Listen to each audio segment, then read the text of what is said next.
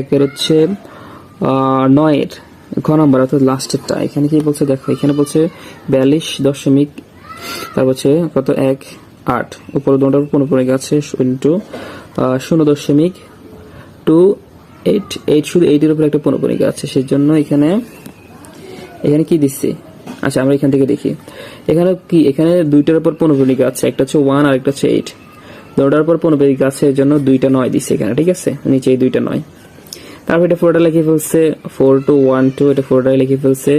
তারপর এটা থেকে বিয়োগ দিছে 10 পৌনঃপুনিক ছাড়া যেটা আছে। এখন এখানে পৌনঃপুনিক ছাড়া আছে দুইটা, একটা হচ্ছে 4 আর একটা হচ্ছে 2, ঠিক আছে। তো এখানে 4218 থেকে 42 বাদ দিছে, ঠিক আছে।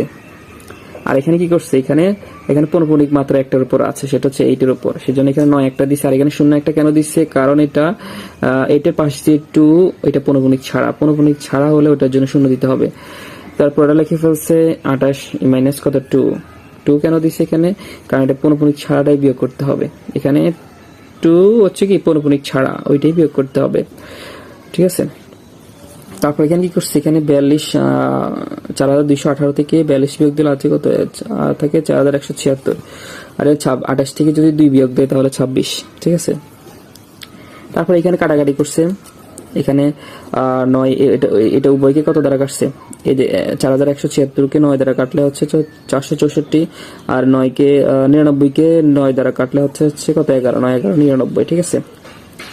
তারপর এখানে 26 কে 2 দ্বারা ভাগ করলে কত 13, আর এখানে 90 কে 2 দ্বারা ভাগ করলে হচ্ছে 45, ঠিক আছে।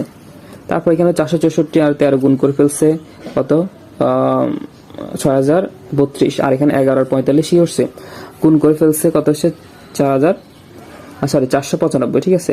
তো এই 6032 কে 495 দ্বারা ভাগ করলে কত বাইর হয়, ক্যালকুলেটর যদি চাপ দাও তাহলে এরকম একটা সংখ্যা বের হবে 12.1858585, অর্থাৎ 8585 এটার পুনরাবৃত্তি ঘটছে।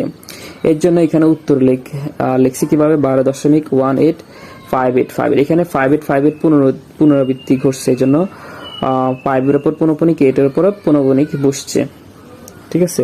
তো আশা করি গুণ বুঝতে পারছো।